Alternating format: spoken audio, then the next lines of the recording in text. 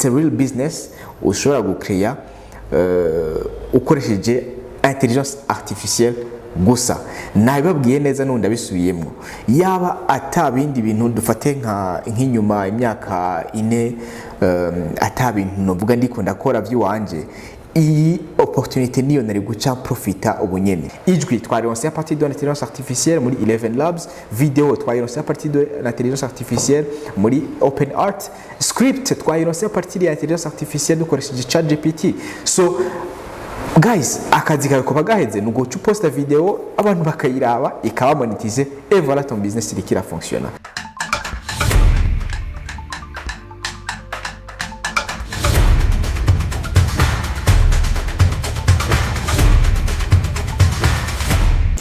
Hari abantu benshi bakunze kwibaza bati mbega iyo tuvuze gukorera online cyangwa uzi ama-opportunity atandukanye ari online tuba dushatse kuvuga. Hari abantu benshi bataramenya ama-opportunity asanzwe hari canke ibintu byinshi bitandukanye bakora.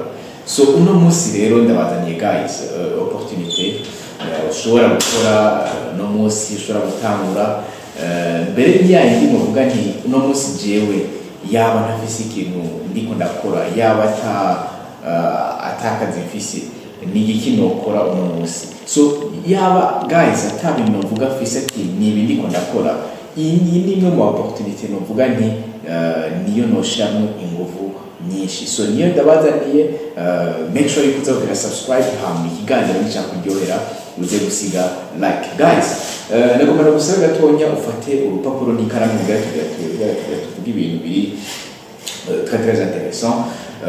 Ni opportunité y'abantu benshi bataramenya ariko ni opportunité du siècle. So iyo nayo si yindi nje kubabwira opportunité abantu benshi basa nk'abaneglisha. Imbere yuko ndayivuga reka ndakwibutse yuko ino ni top business. Uze kugira ufise ikibazo cyangwa inyunganizi uze kubisiga muri commentaire, hama nibagire kubisangiza n'abandi biganiro kuko kiza kuba kiri très intéressant. So iyo opportunité rero ni iyihe? Ni opportunité y'ukungene woshobora gucreate YouTube. Abantu benshi turabwira tuti create YouTube ni imwe mu business novuga yoroshe muri kino gihe.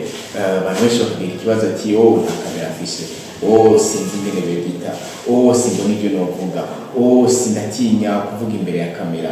Abantu rero ugasanga bafise ama excuse menshi atandukanye y'ibintu babwiye ati gerageza urabikinga gukora kuri YouTube.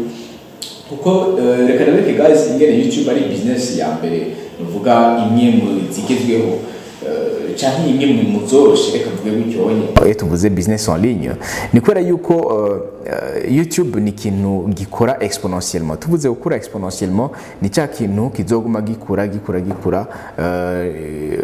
uko imyaka igenda, kandi ni cya kintu kiguma kikuzanira inyungu. Uno munsi urashize ko video account yawe yarabaye monetize, nuvuga yuko iyo ni ya account cyangwa ya video zizoguma ziguha amafaranga zikwinjiriza naho wewe utazokiriho, kuko abantu bazoguma baza kuziraba n'inyuma y'imyaka 10 nukuvuga ko baziraba rero ugasanga ziracari ko ziraba monetize. So rero aho ni kugira ndakwereka yuko YouTube ni imwe mu ma business akomeye cyane. Uretse niyo kote yo kuba monetize, urashobora kugira des partenariats, kavuga uti okay ndamaze kubaka audience yanje, nayahe ma partenariat noronka nabahe bantu twokorana. Ugasanga dutangiye kugira ama featuring n'ama products, werekana ama produits usanzwe bantu musanzwe mukorana, kavuga ati produit isange kwa kanaka canke aha. So rero iyo ni kukwereka inguvu za YouTube.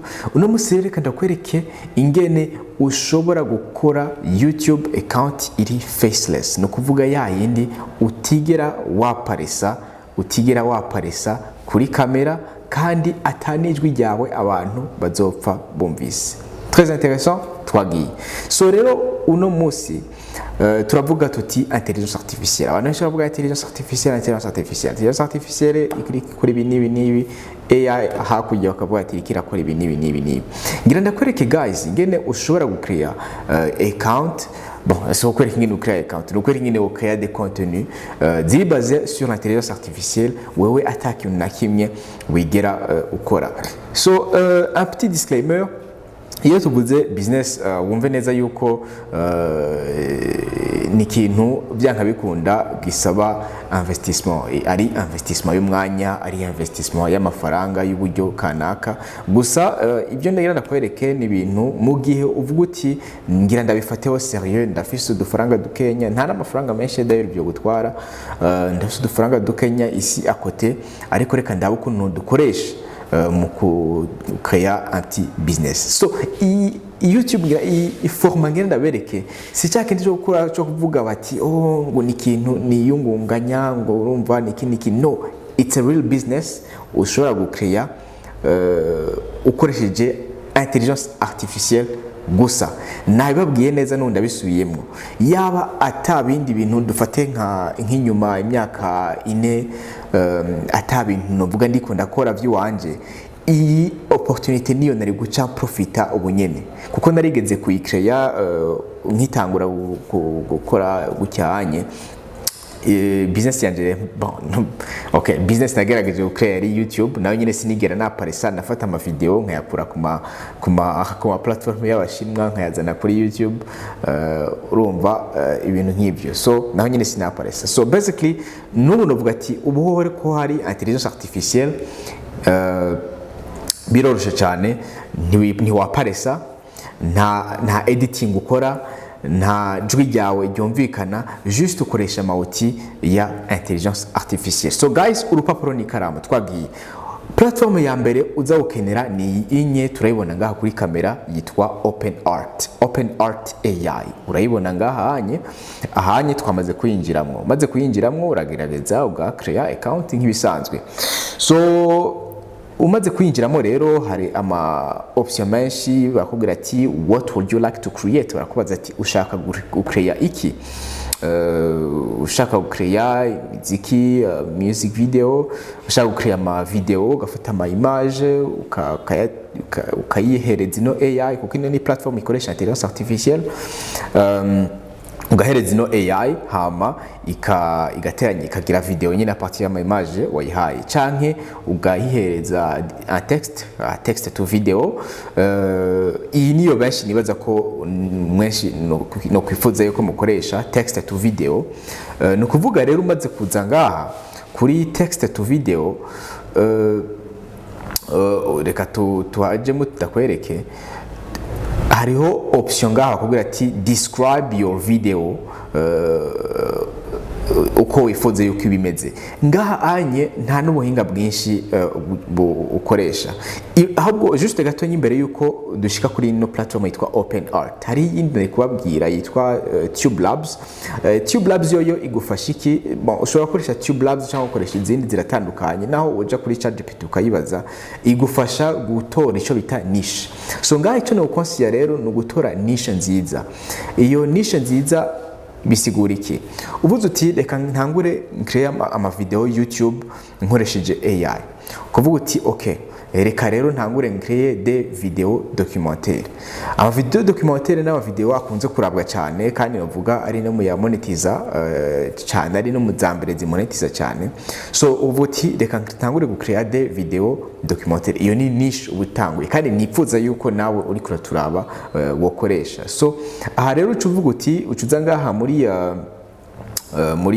navuga aha muri OpenArt, ukavuga uti nkeneye video imeze gutya na gutya, donc ukadekriva ico wifuza muri video, kandi wumve neza yuko ari ibintu bigusaba un petit peu d'imagination, biragusaba kwiyumvira et puis ukagira une imagination y'ukuntu video yawe iza kuba imeze. Umaze rero kuja ngaha anye muri OpenArt, iragukrera des vidéos, urandika ngaha ico wifuza ukuntu video yawe yoba imeze, ikagukreya des vidéos. Muga bien avant ça, turashobora no kuja muri ChatGPT ukayibwira uti idukrera ico bita script, imbere yuko uja muri ntuzenya muri OpenArt. Imbere yo kuja muri OpenArt nabwiye ikintu cya mbere ni kurondera niche wifashisha ChatGPT, hama ukaca ugira nte usubira muri ChatGPT ukayisaba gukora icyo bita script. Reka tusabe ChatGPT idukorere script. Hey ChatGPT, can you please create a script for my YouTube video where I will be explaining the financial economy or the financial situation in the US.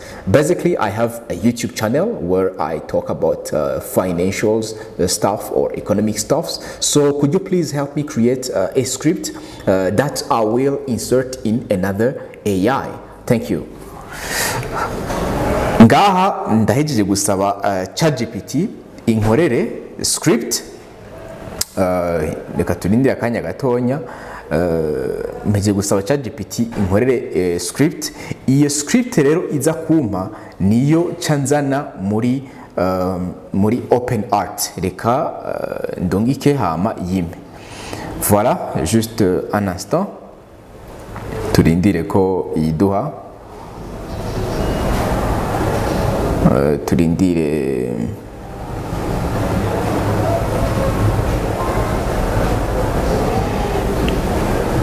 Bon, kuba tavyumvise naibwiye ati nkorera script ya YouTube video yanje aho nsigura nuzenya situation économique muri Amerika.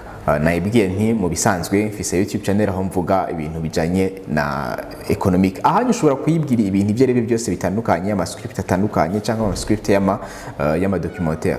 So rero ngaha anye yampaye script understanding the current financial economic and the economic situation of the United States. Intro yayihaye 10 à 15 secondes. Section 1, the big picture of the US economy. United States has the irasigura nyene. So ikintu cankora ngaha anye ChatGPT yejeje kumpa script. Guys, nchanza ngaha nka selectiona tusa. Nukuvuga nka selectiona ibi byose copier aha nyene cangira ni copier ibi nyene akaba ari byo ncanzana hehe muri OpenArt. Muri OpenArt aha nyene icanzana muri OpenArt nkaca ndungika. Basically OpenArt rero ikishobora gucreate video, ikamélanger.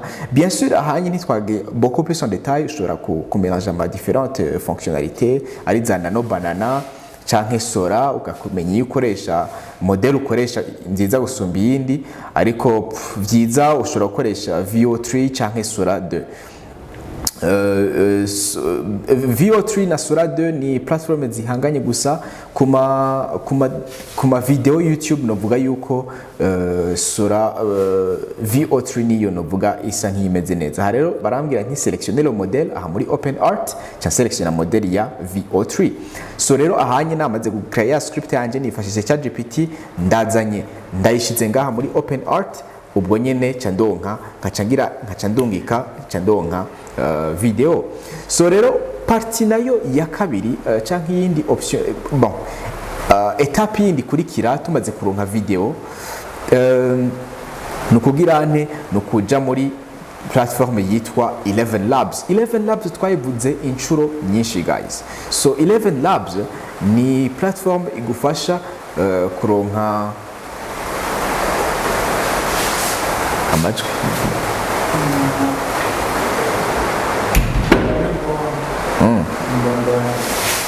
11 Labs rero nayo ni platform igufasha guhindura text mwijwi. Nayo nyene ico dukora nyimba ari amajambo aza kuvugirwa muri ya video twayabonye muri ya script twaronka ngaha anye. Ubwo nyene canda yazana ngaha anye muri 11 Labs nkaca ndayashiramwe, no kuvuga ndayashizemo ya majambo ni ya majambo azoguma avuga mu gihe video iriko iraturna. Dufate na majambo makenya napfuye gushira muri 11 Labs reka twumve ukuntu ijwi riza gusohoka. In a quiet village where the sky brushes the fields in hues of gold, young Mia discovered a map leading to forgotten treasures. Little did she know, her cat Whiskers had a secret. He was the guardian of the map. Voilà, ukunye rero niko video niko ijwi risohoka muri 11 Labs. So rero muri 11 Labs twaronse ryajwi, rekana iryo jwi rero turi downloadinga tugaca tuza kuriteranya na ya video twaronka muri OpenArt. urabyumva gutyo ukaburonse full video akazi kawe akaba ari akahe ko guca uyiposta ijwi twaronse à partir de l'intelligence artificielle muri 11 labs video twaronse à partir de l'intelligence artificielle muri open art script twaronse à partir de l'intelligence artificielle dukoresheje ChatGPT so guys akazi kawe ko bagaheze nugo uposta video abantu bakayiraba ikaba monetize et voilà ton business irikira fonctionner so rero un petit disclaimer reka tumere nk'aba gira summarize ino ni opportunité uno musi uri umujene cyangwa utari umujene I don't care who you are ushobora gutangura ugakora uno musi nabivuze ndabishiyemo guys yaba jewe atakintu mfise ndiko ndakora kintwara umwanya iyi niyo nokora this is the future guys kuba ufise platform ya YouTube ugashira ko video nta na kimwe filma ntiwedita byose bikorwa na intelligence artificielle wokira ku managinga gusa ha mugacushira ko video abantu bakayiraba bikaba monetize ngira business yoroshe gusumba nk'iyi so rero wumve yuko this is very very interesting icyambere urondera niche ugatora niche uzuravuga ko nyimba ari documentaire nyimba uzuravuga ibya kahise nyimba uzuravuga ibintu economique ukumoze gutora niche ugasaba ChatGPT kuguha script maze gutora script ugacujana ya script ukayitereka muri open art umaje open art igakigukera video arama image combina ama b-rolls byose nyine iravyimenya imaze gukrea video ugacuja muri 11 labs naho nyine ugacuyiha script y'ibintu biza kuvugwa muri iyo video igakigukrera ijwi ugacudownloadinga ugacutereshaje ryajwi muri 11 labs ugacurizana ukariteranya na ya video waronka muri open art ifora video weronse un petit disclaimer rero guys abantu benshi bakunze kuvuga ngo ni kihe kintu notangura a partir de zero bien sûr iyi ni business nk'izindi zose udashobora gutangura a zero mvuze ntushobora gutangura a zero ntumve yuko ngo utanguza ngo imitahe minini canke ngo bigenda gute ni juste yuko urakenera un petit capital nyimba ari de $20 par mois nyimba ari $14 par mois ukaza urariha abonnement kuri ano ma platform akoresha ya intelligence artificielle nkino open art par exemple ku kwezi ushobora kuyiriha $20 par mois 11 labs ushobora kuyiriha $14 par mois so wumve neza yuko rero uzokenera n'imiburi buri $34 par mois kugira urihe iyo abonnement hama ushobora gukoresha aya ma fonctionnalité ya intelligence artificielle et voilà ukazuraronka video zawe so ibi nyimba video kare nyimba video documentaire kare usinze abantu bari muri domaine ya videographie cyangwa bari muri domaine ya mafilme barazi combien coûte vidéo documentaire en tout cas si $34 na mahera menshi cyane ariko no munsi urashobora gukora ku documentaire wewe nta na kimwe wigeze filma byose ukabikorera